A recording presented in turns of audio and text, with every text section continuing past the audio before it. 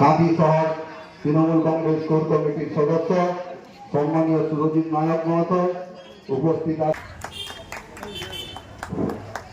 আসসালামু আলাইকুম।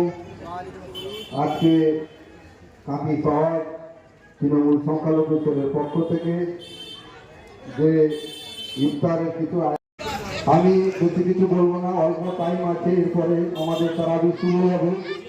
আজকে এই যে ইফতার সরঞ্জাম তুলে দিচ্ছেন আমাদের নেত্রী, আমাদের মুখ্যমন্ত্রী মমতা বন্দ্যোপাধ্যায় আমাদের সংখ্যালঘুদের জন্য আপনারা জানেন রেশনের মাধ্যমে আমাদের ছোলা, চিনি এবং ময়দা ওটাও আমাদের ইফতারের জন্য উনি এই সুযোগটা করে দিয়েছেন সমস্ত মুসলিম ভাই বোনদের জন্য, মা বোনদের জন্য।